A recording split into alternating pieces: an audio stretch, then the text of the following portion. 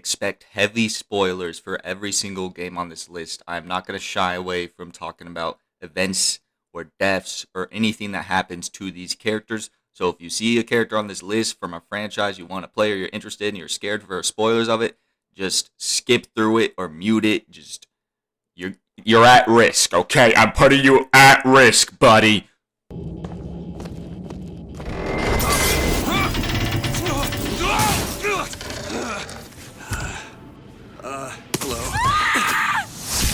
Hello. Hey!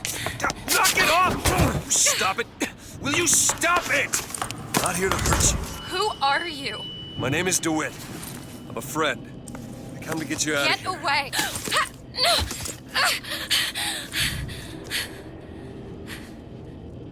Are you real? I never played the BioShocks at the time they released, but I think what I really respected about BioShock Infinite and why it really hit with me is that it felt like it was capturing that same magic I got with like The Last of Us or like a lot of Naughty Dog games or even other single player games where you're with a companion. And you got that in Infinite with Booker and Elizabeth. And Elizabeth had this whole life that was just contained in this shell of a statue. And when she is out of that and she's experiencing the world, she's not just like learning about shit in her books, or she obviously has her rift power, but she was always a character that I appreciated her joy. And also I appreciated her, fight within her. Sometimes she is willing to clap back at Booker, and they obviously don't start on good terms. I think the first thing she does is like smack him with a book or something. Elizabeth does have quite a few moments where she seems to be losing her shit with just the current situation that she's going through, but she always has a lot of fight within her, and by the end of the game she kind of has a sense of clarity that also comes to Booker, but Elizabeth is the one that brings him to that sense of clarity of what he needs to do, and then that carries into the DLC. I think it was pretty risky with Infinite, not only in the gameplay and that direction they took the game, but introducing a character like Elizabeth that is so powerful and that can like be so destructive to the lore of BioShock. And I'm sure there are videos that are like, everything wrong with BioShock Infinite. I ain't really here for all that, honestly. I appreciate what Elizabeth brought, and this was in a time when like multiverses were not the thing that was getting spammed. Elizabeth ultimately ends up sacrificing herself, which is tragic, and it sucks in the sense like you just feel for her because she didn't know any of this shit, and then it was just kind of thrust upon her, but she did the right things throughout it, not only like erasing Comstock, Booker, One and the same. but then herself at the end of the DLCs. It's a tragic ending for her character, but like it's very fitting of a BioShock game to end that way. The last thing I'm gonna say, that lobotomy scene, I hate that you guys put that in that game. Why did you do that? You animals. I've never liked lobotomy stuff. Why would we put in stuff in our eyeballs and stab in our brains? Why would we doing that? Il m'a dit des mots d'amour, des mots de tous les jours. Et ça me fait quelque chose.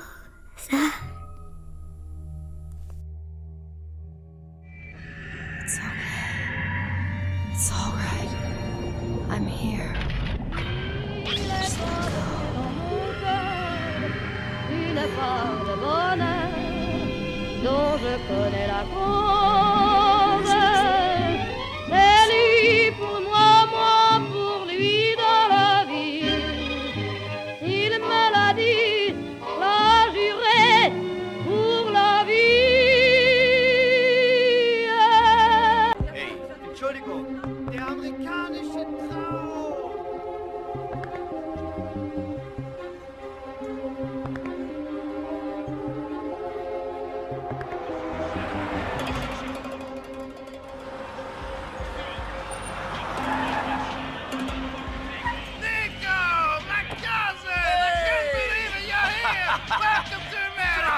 I got to GTA 4 really late. GTA 4 was also the first GTA I played, but I played it, and then I think GTA 5 came out like a month later, so I never, and it was also a time in my life where I never touched the story mode. I just got in the car and like hit people and played the online a couple times with each. But that was pretty much it for GTA 4. But what I didn't know and I didn't get to until like 2 years ago, it took me like a year to play through GTA 4's campaign when I finally got to it. But I think it is the okay, I don't know if it's the best campaign, but Nico is the best protagonist. And tonally, it's the one I like the most. I am more into the more somber tone stuff, and GTA 4, in my opinion, is probably the most depressive GTA game. Nico is looking for a fresh start in Liberty City, but his past actions could not get him to have that fresh start. And, you know, like, you got the end game wedding murder. That is one of the most like shocking things that happens in that game. And when I was like, I've seen clips of it before, but I always say replaying. When I was playing it for the first time, by the time it was gonna happen, I was like, oh shit, I forgot this shit's about to happen. But like, it took pretty much until the car was pulling up that I remembered that shit happened, and that is a complete shocking moment, and I think it's very fitting for the depressive story that happens in GTA 4. And then, you know, Nico ends up getting his revenge, but it kind of feels like, well, shit, it already happened. What now? And it's not the happiest ending in GTA 4, but I think it's a very fitting one to that game. And while GTA 4, in many regards, I think is a step down from San Andreas, I don't think the story is at all. I think the story is incredible, and I think it's a shame that it hasn't been brought into like this. It wasn't even brought into PS4, PS5 console gen. Like, they need to bring that one in so people can re-experience it. Like, especially like GTA 6 is about to come out. Why can people not play GTA 4?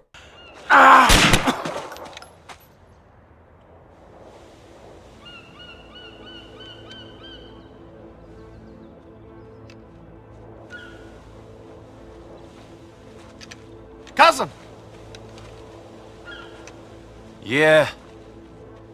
You did it. Really? I don't know. What did I do? But we're done. Now we can start making money. Freely. I suppose so. We won, man. We won!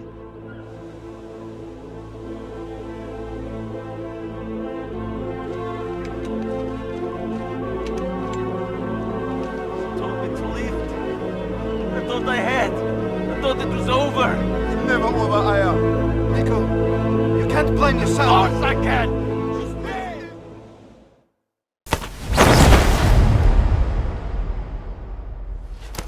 Look at this scar.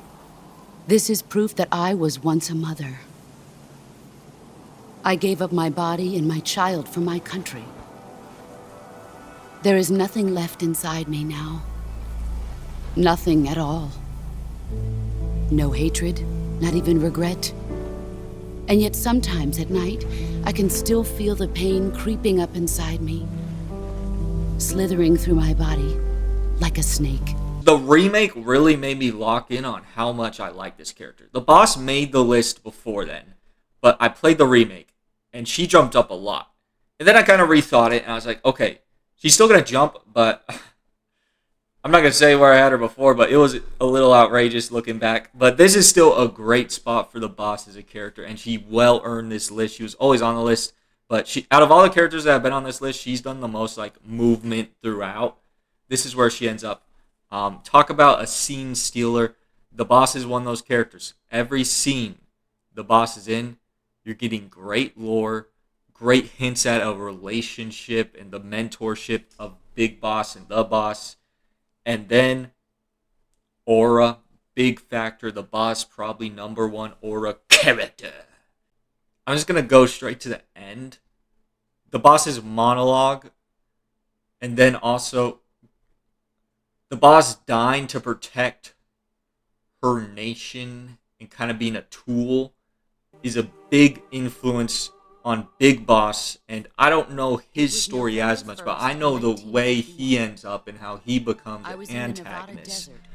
You see that in how the boss was an influence on Big Boss's motivations. Like, the experience of Snake Eater truly changed Big Boss completely.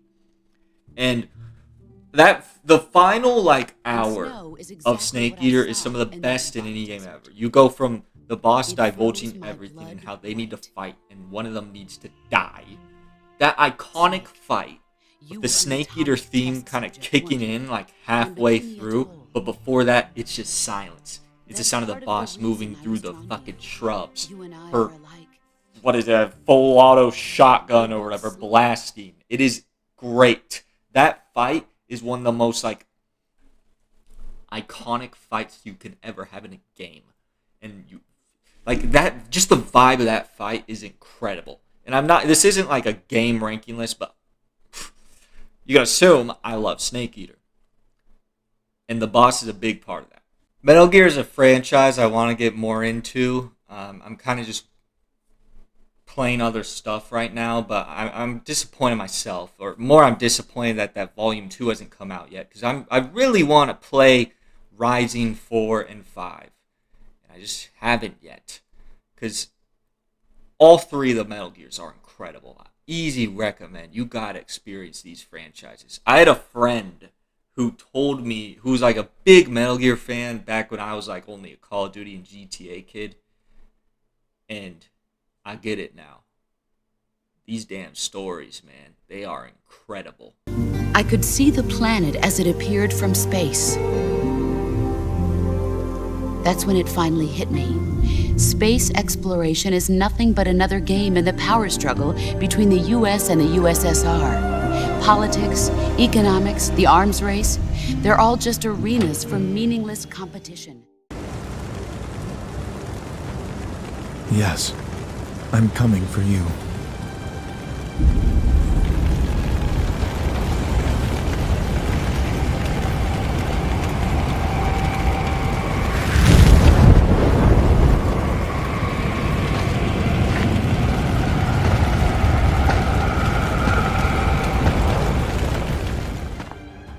Next up, we got Sephiroth. This is a character that I have a good relationship with. We're good friends, me and Sephi. In the first Final Fantasy, we're talking, of course, the remakes. As I stated multiple times already, I have not played the original trilogy. Well, it's one game, the original. But I have played Final Fantasy VII Remake, Rebirth, and Crisis Core. And Sephiroth has a good story in those games. You get to see him go from an idol figure in Crisis Core in the eyes of Cloud to the fallen state he is in, and with the weird Genova and his infatuation with his mother, mi madre, as Sephiroth would say, and the actions it leads him to conduct. I think Sephiroth is a lot more compelling of a villain than I ever really gave him credit for in my first playthrough.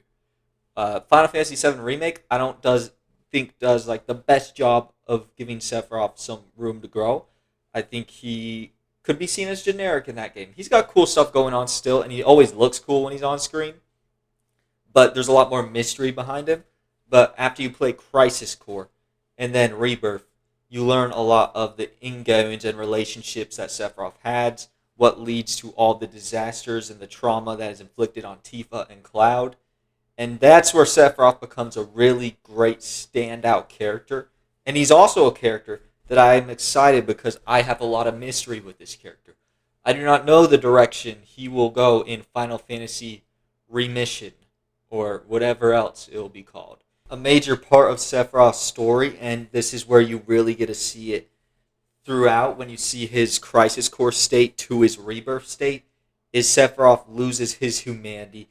He kind of gets manipulated. You could spin it different ways. He either recognizes his purpose or he gets manipulated with Genova, but he becomes this inhumane being that is trying to commit atrocities for what he believes is a greater purpose or just his purpose.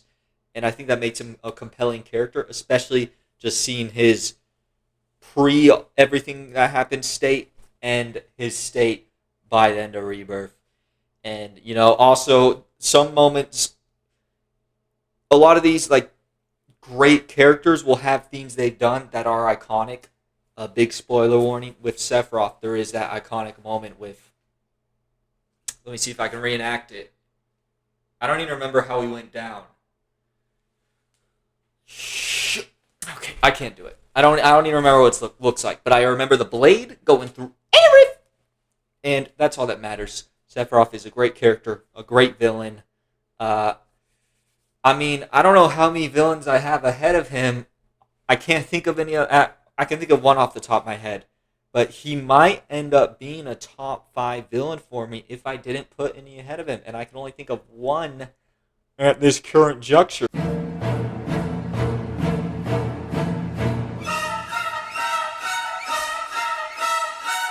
You killed my mom. You killed Tifa. My village. My home.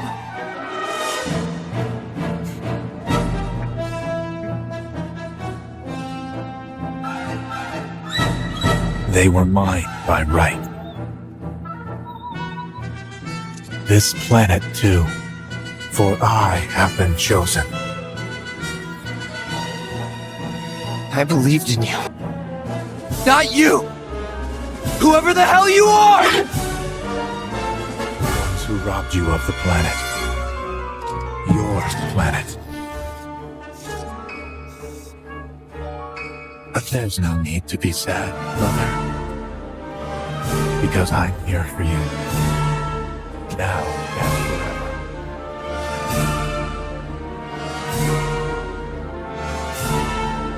We didn't know he belonged to anyone. He doesn't. He's my friend.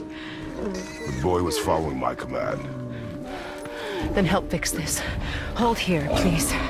Hold, I said. He's losing blood. The last of his kind in all the realm, and you shoot him.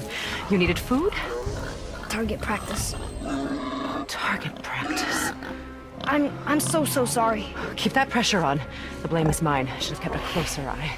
Will he die? I will not let him. Freya as a character has a lot going on, and her journey is an underrated experience throughout both God of Wars. Especially, Ragnarok, I think she gets a little more shine probably, but also in 2018 she has a big role, and the ending point of 2018 really feeds into Ragnarok. So we're just going to jump in. First off, Freya, while she is on the hero side, there's a lot of moments to where she is an antagonist of the story at certain points, especially Ragnarok. Kind of wants to kill Kratos in that game at some points. Vines up little Atreus at some moments, because Atreus is the one that's trying to forge them together. And while, of course, Freya will come to terms with, Freya knows the right side at the end of the day, and she knows Kratos is on the right side that she wants to fight with. So they do come to understand each other, and even, I think, hit like a back to friendship state at the end of Ragnarok. But Freya in God of War 2018, the performances towards the end of that game when Baldur is killed, oh my goodness. You feel like the mountains are going to shatter from her screams. I mean, god damn. And what makes Freya so great is while she's a protagonist, you can understand how she created Baldur into a monster, because she was way too overbearing on him, and that led to him wanting to die. And it created huge disdain for Freya to where he wanted to kill her, and he got himself killed trying to kill her. So there's a lot of interesting stuff with Freya that goes on in both God of War games. She has relationships with Odin, obviously. Getting that little lick back in him at the end of the game feels good. But my favorite moments with Freya will always be like when it's her, Kratos, and Atreus. Specifically like early God of War moments when you're learning about the world and Freya serves as like a helping hand. But she's also got her own shit going on that she's kind of hiding.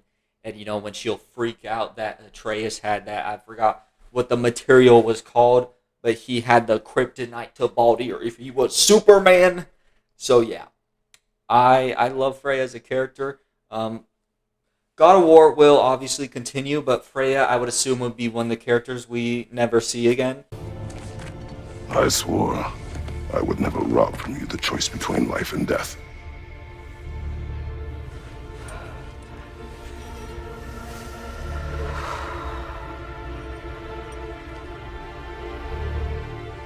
I have waited so long for this moment.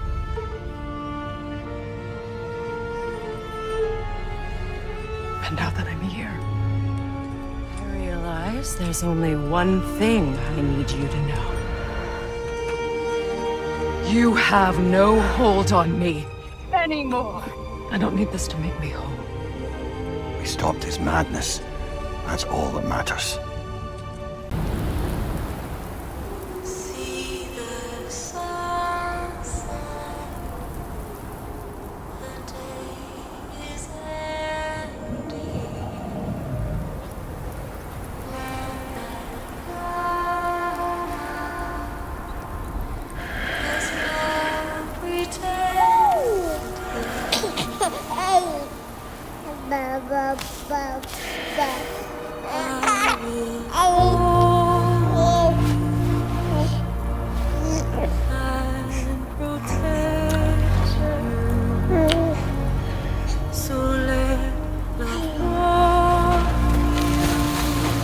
Throughout Death Stranding, and but without even touching onto the character, I think just experiencing Death Stranding and the way that gameplay is gets you to really connect with the character, because you're going through these hard journeys with him, and he'll just throw in lines here and there about the fucking world, and even something as simple as fuck, when he's trying to do something difficult, or cheers, it does a good job of helping you bond with the character. But that's not even talking about the story that is surrounding him and how he is given this purpose to reconnect America, and he's also given BB, who's Lou, who there's a whole history there with. You as Sam get to experience that connection with BB and Lou, and it causes this undying loyalty you feel towards this BB. And for Sam, it's him having a chance with a family again, and then also through reconnecting America and doing these good deeds and learning other people's stories, I think he is able to get a less depressive state of mind about the current world, and he's getting back to actually building connections and with people, not only just America. You could even Fragile. Obviously, I love Fragile as a character. And I think one of the best moments of understanding how Sam learns is when you have Higgs, who through all the experiences he's went through in one, and all the, did he say thousands and thousands of years on the beach, the state he grew to almost say we need to bring down the extinction, Sam. Sam can relate to that depressive state of mind, but he came out the other end and he learned what to fight for. With Sam, you are able to see both ends of the spectrum. You get why he is in the state he's in at the start, and he's not just skipping fast to the point of actually being able to understand to connect with people. He has low moments, even towards the end of the first Death Stranding, when he feels like BB's gonna die. All this shit he did with fucking BB, and then BB's dead. Fuck that. He wants to go back to where he was, but he's brought back. Takes a chance, take him out the pod, and he's back to living that happy life. And then obviously, some disaster. Let's not go into the Death Stranding 2 shit. We'll save that for later, but it gets a little sad over there. But Sam is still a great character. I really love Sam. Yes, I have him above Solid Snake and Big Boss. I do.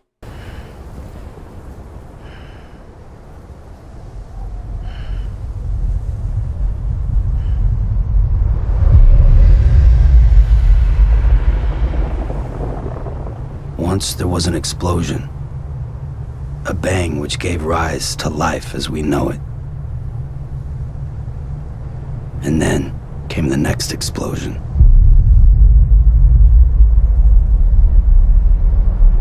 An explosion that will be our last. I'll be waiting for you on the beach.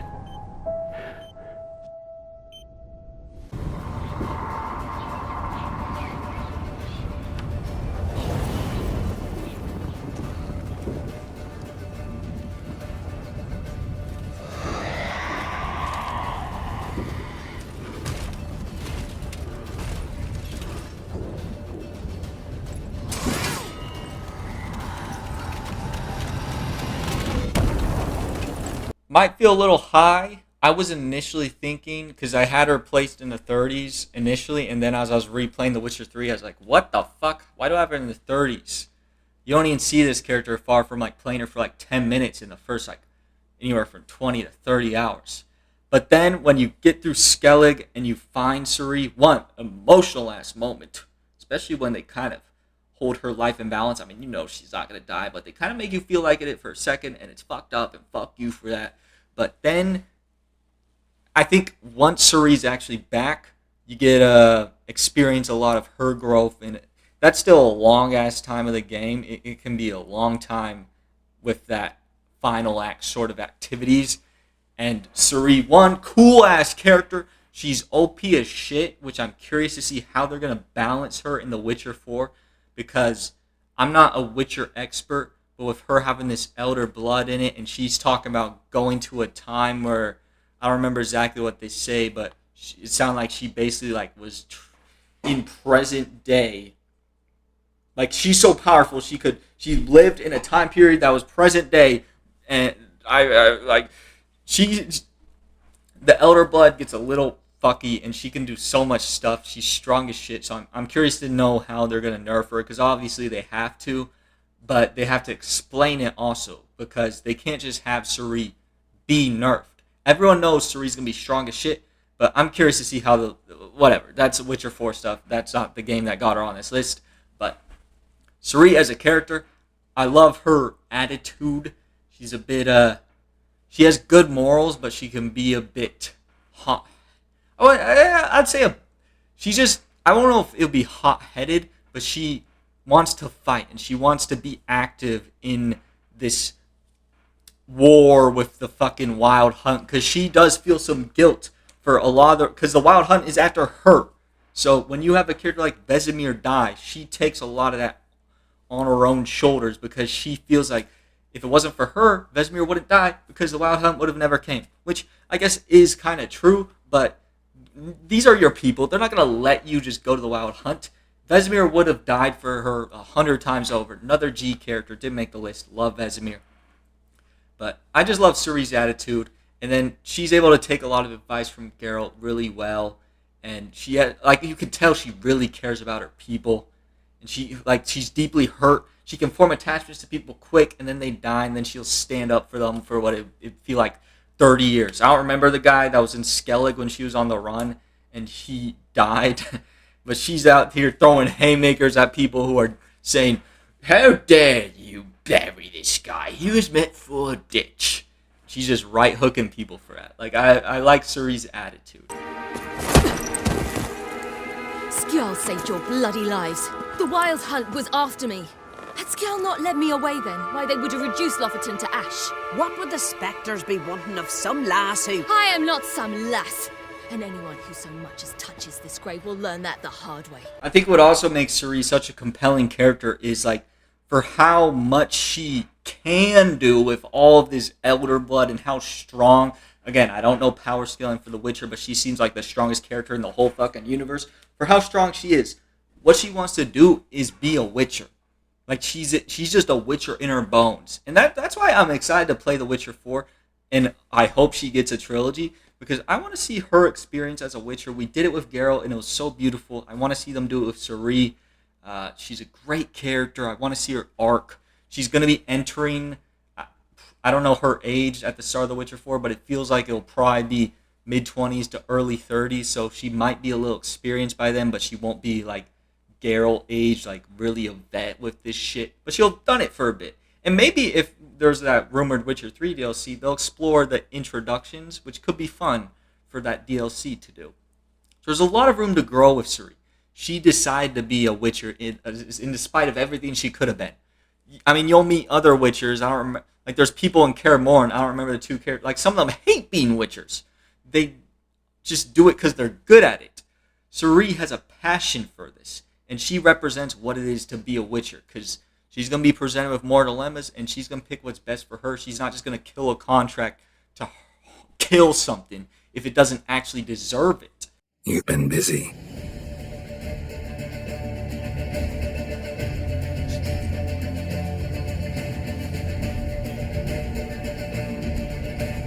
It's yours. We got lucky this time. Hope it stays with us. It's not luck. You're a professional killer. And I'm a chip off the old block. A witch's sword. Swallow. Ooh. Beautiful. May I? Not here. You'll have ample opportunity soon enough, Witcher.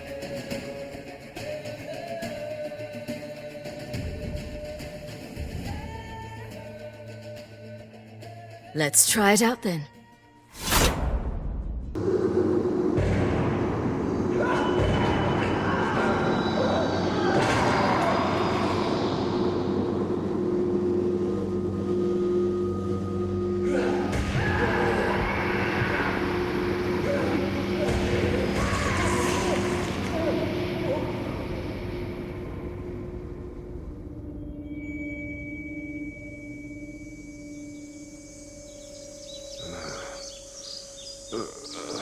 Oh, shit.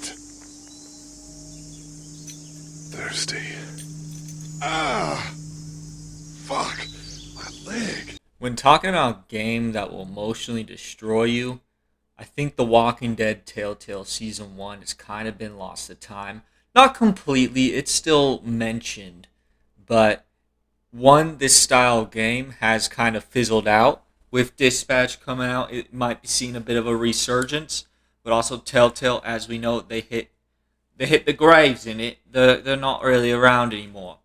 But I remember when this game first dropped and how groundbreaking, how like people were destroyed by The Walking Dead Season 1, and how much people were devastated by Lee's untimely or timely. Well, actually, no, timely makes it sound like I thought he had it coming. Untimely demise. But it's a testament that all these years later, Lee is still this high up, and I don't think anyone would argue. Some people would have Lee higher. This is where he falls for me. They don't dwell a ton on Lee's life before the apocalypse, but there are moments there of his brother and the mentioning of his parents, or like the reason he was in the back of that cop car. But Lee's growth of being a parental figure for Clementine, because he has that human emotion to just not abandon Clementine, is one of the reasons you have to root for Lee. And the lengths he will go to protect Clementine is another one of the reasons. Especially, like, we're going to cut after Lee is bit. I think you get some of his best scenes and how he is able to like motivate Clementine, or he's just facing his mortality. I think it's some of the best, most real scenes you can see in like the zombie media. I think Lee on death's door is such an engaging moment in the narrative. It's hard to really, you kind of just had to be there at the time, but like this ending was like talked about as much as Last of Us's ending. I remember like the endings that were, people were getting fucked up by endings in the 2013, 2012 range with The Last of Us and then The Walking Dead Season 1. Those two endings were just destroying people. But I feel like The Last of Us, I mean, that it's kind of evolved into like a part 2 discussion also.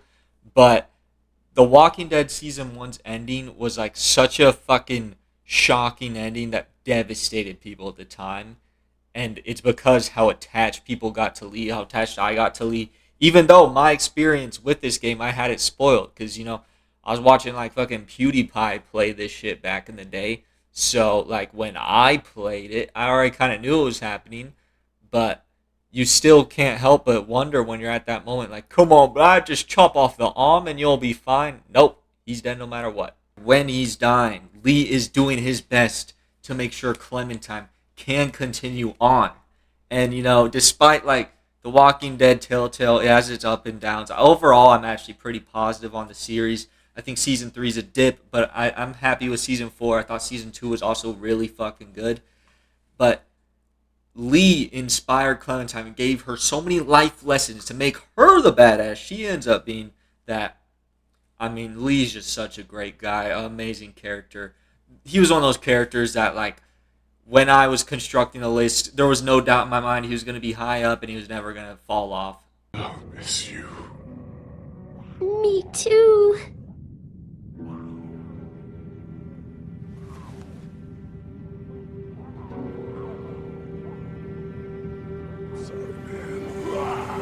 I'm sorry I wasn't here. But knowing you to take care of him, that helped.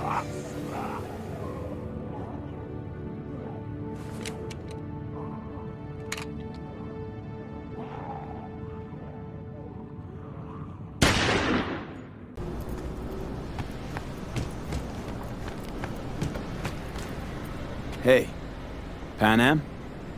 So you're V. Where's my car? Why does it matter? What's wrong with this one? It's borrowed. It's not mine. I asked where my car is. Agree to help me, you'll find out. Oh, fuck no. I forgot how much I loved Panam and fucked with her as a character. On this replay, Panam jumped about 20-ish spots because of that replay. I love Panam's attitude.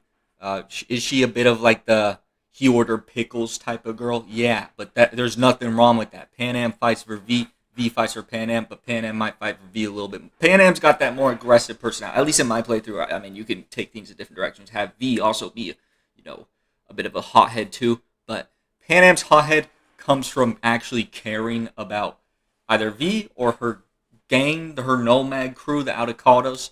She has a deep care for them, and, you know, obviously that is why she ends up being their leader. First the Co, and then, you know, little boy Saul gets his head splatted, so she's now the leader of the Autocados. And I think that's a great place to end with her character. When it comes to Panam, it's like a relationship theme with V also for me, because in both my playthroughs, you know I'm romancing Panam. For me personally, hang on. One, because I'm gathering footage and I want to gather footage of the route I did the first time, so pretty much the entire story I just wanted to play out exactly the same. Panam's arc from outcast to leader felt earned. It doesn't happen overnight, but it's obvious that a lot of the figurehead people in the Autocados can see Panam's care for the group, and also that tank scene. Panam ends up being what I consider the highest ranking side character. But I just want to take this moment to say like how great all the side characters are in Cyberpunk and how they do such a great job of actually making the relationships feel authentic. And despite like the shooting in Cyberpunk, the one thing, like when it comes to Panam, I'm not going to remember her, you know, getting in a fight and we're both shooting people, or like the tank sequence when we're actually fighting in the tank. I'm going to remember like just at the campfire next to the Autocados, overlooking Night City and the gang, or fleeing to Tucson, Arizona with her. It's like the interpersonal story moments with the characters that always stick out to me with this game, despite like how incredible the world is and how unique the world is. It really comes down to like the actual characters. My first time I played this game, I did the ending where V goes in space, you know, does the revenge mission solo, and it kind of ends his relationship with Panam. And I did that because I did not want to hurt Panam. I kind of felt like I need to do this alone. I don't want to get anyone hurt. I'm going to die. My character is going to die. I want her to begin the moving on process. But on a replay, I set out, I want to do the ending with Panam and see what it is. And now, I experienced it. That is my favorite ending. I love that ending so much. Them going out together, them fighting together to save each other, and I think it is the better ending personally for V as a character, because it is his body. He gets to play out his final days with the people he chooses to, and with how much of a OG step of Pan Am is, he is going to spend out his final 6 months with the avocados with Pan Am. Fuck. I just realized something. What? The border wall. It wasn't here when I was little. I never imagined it would be. But I had this inkling that everything was different up north. That some bright fucking future awaited me there. Yeah, I think I know what comes next.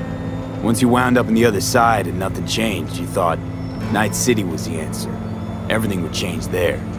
Yes. And you know the tale's end, too. I'm returning. Right back to where I started. Fuck. No. Might be the same place on the other side, same space, but you're different. Totally different. All in all, you're right. And I have you. And the rest of these clowns. Get a good look at the city. One last time. If you need to, I mean. There's always I'll a way. wait in the car. Here's what you need to do. You need to take a few deep breaths. Then rethink all this. Hard. And then you can call me back. Do you know why? Because I am here for you. But End of discussion. Well? it's perfect. All great, Pan Am. We're going home.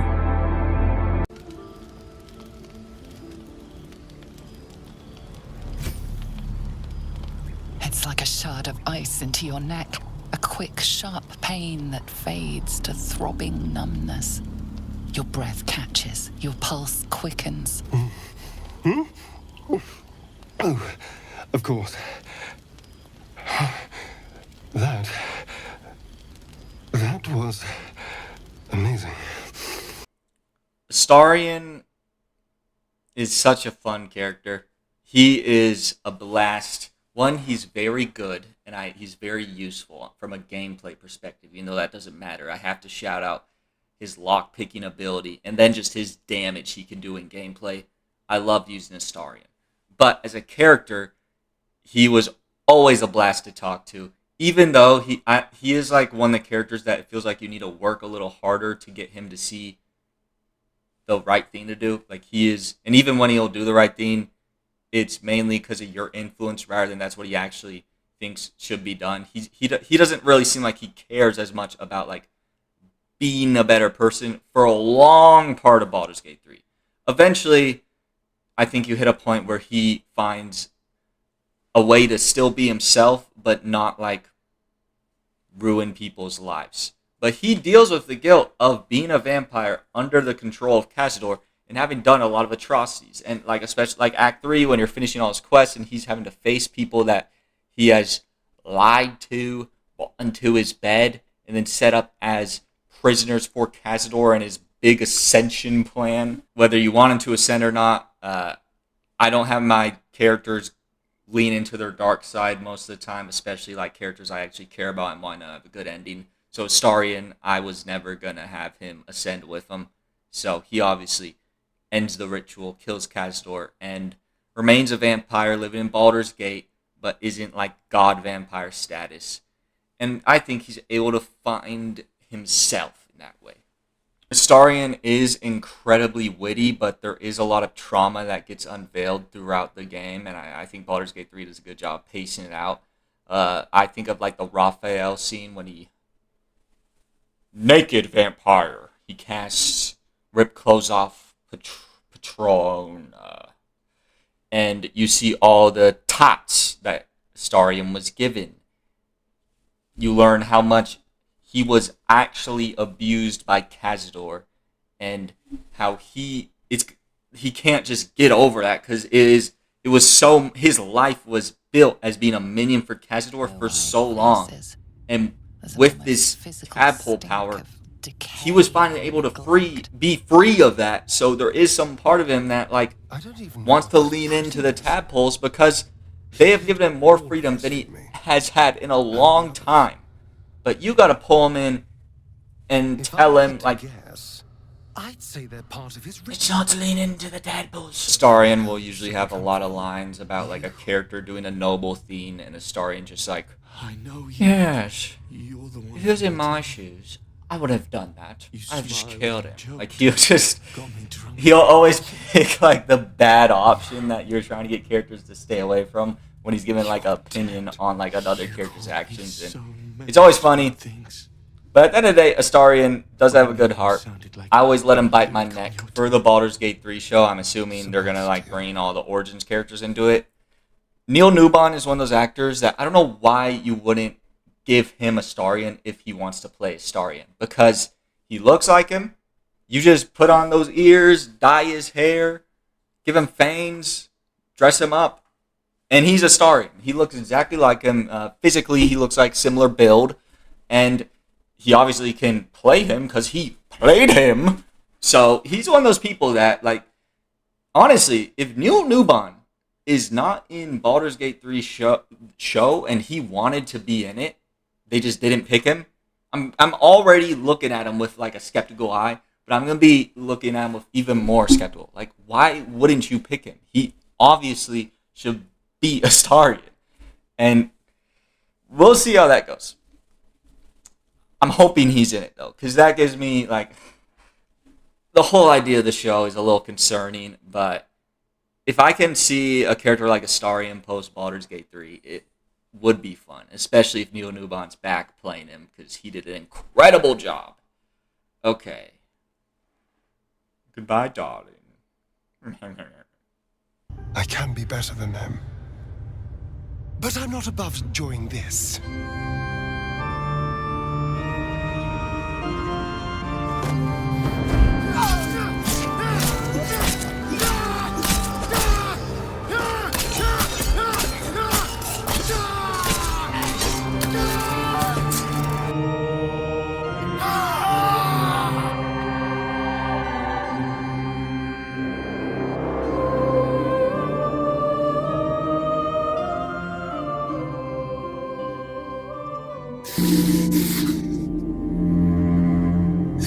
I decided not to be defined by the choices other people made, by what other people did to me. This is who I am, in all my glory, for better and for worse.